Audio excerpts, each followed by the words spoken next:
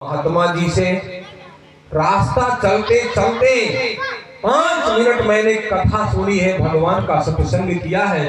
वो 5 मिनट का टाइम इसमें कहाँ है? लड़के इम्तिहान देते हैं, 1 साल पढ़ते और 3 घंटा 2 घंटा पेपर देते और 3 मिनट में मास्टर यार के बाहर कह दिए थे। अब कोनो गुस्सा में है, घर से कोनो झगड़ा हो गया, वही मूड में कापी जांचे लगी। अब वो देखे दूठू गलत सवाल, बस वैसा क्रॉस करते करते 00। अब वो लड़का तो बढ़िया सावधान था, लिखा था, पढ़ाई लिखाई किया था, और जब वो फेल का रिजल्ट आ गया तो वो गया भैया अपने टीचर के पास, गुरुजी के पास गया। हमने इतने सवाल एकदम हूबहू सत्य किए हैं और सब हमको 0 मिल गए। तो मास्टर ने कहा भी एप्लीकेशन लिखो, दोबारा तुम्हारा काफी चक्कर आ जाए। ऐसा होता है। तो दोबारा जब काफी चेक होने लगता है तो बड़ी सावधानी से देखा जाता है। अब वो जब सावधान होकर के कहा दोबारा चेक करो वही खाता, तो वो 5 मिनट का जो समय था वो आ गया। और चित्रगुप्त ने कहा महाराज ये 5 मिनट किसी संत के साथ सत्संग किया है, वो इसमें जुड़ा हुआ है। हम लोग जब देखे पूरा सब इसका ऐसे ब्लैंक है तो हम भी ऐसे चलते रहेंगे, लेकिन इसने 5 मिनट का सत्संग किया है तो इसका फल इसको मिलना चाहिए। तो धर्मराज ने पूछा, बोल बेटा सेठ, पहले शुभ कर्म वाला भोग चाहिए कि अशुभ कर्मों वाला? तब उसको सदगुरु की बात याद आई। गुरु जी ने अंत समय में उपदेश दिया था कि अपने जीवन में जो बढ़िया चीज है, बढ़िया फल है, उसका भोग पहले करो, बाद में किसने देखा है? बाद में क्या होगा कोई पता है? आज तुम लोगों के पास बढ़िया अवसर है, बढ़िया समय है और शरीर स्वस्थ है। आज नहीं बैठ पाए कथा में, अंत समय में हरि नाम सुमिर ले अरी रसना, अंत समय मा हिले न हिले। अभी जीभ चल रही है तो राम राम बोल लो, राधे राधे बोल लो, श्याम श्याम बोल लो। हो सकता है कि जब अंतिम समय आवे तो ऐंठ ही जाए, बोलिए ना निकले। तो अभी सही समय का सदुपयोग करो। सेठ से पूछा गया कि पहले शुभ कर्म का भोग चाहिए कि अशुभ कर्म का? गुरु जी की बात याद आई।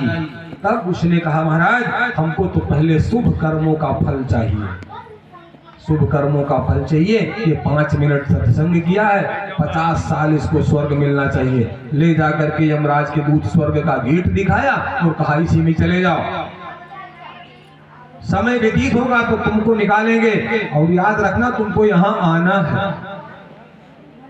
तब वो जब स्वर्ग में गया तो उसने क्या देखा वहां?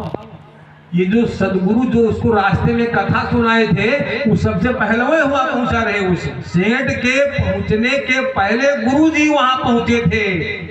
अब ये उस महफिल को देखा, कोई समझ में नहीं आया। वही गुरु इसको जो मिला हुआ था 5 मिनट के लिए, वही जब नजर आया तो जा करके त्राहिमाम प्रभु शरणागतम कहता हुआ सदगुरु के चरणों में गिरा और कहा, सेठ ने, गुरु जी ने कहा सेठ आ गए तुम? कहा हाँ महाराज आ गए। अब क्या करें? वही जो तुम्हारे साथ 5 मिनट का सत्संग हुआ था बस उसी के प्रभाव से यहाँ पहुंचा हूं।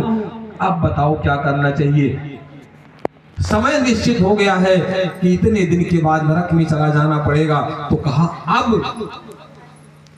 तुमको करना यही है कि ये जो सब लोग यहाँ बैठे कर रहे हैं वही काम तुमको करना है।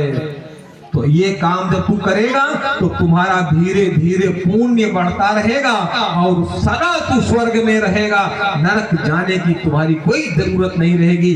तो कहा वहां क्या कर रहे थे?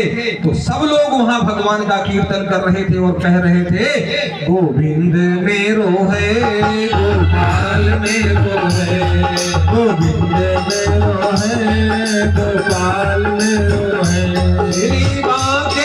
बिहारी नंदलाल मेरो है, बाके बिहारी नंदलाल मेरो है, गोविंद मेरो है, गोपाल मेरो है, गोविंद मेरो है, गोपाल मेरो है, श्री बागे बिहारी नंदलाल मेरो है, श्री बाके बिहारी नंदलाल मेरो है, गोविंद मेरो है, गोपाल मेरो है, गोविंद मेरो है, गोपाल मेरो है, श्री बाके बिहारी नंदलाल मेरो है।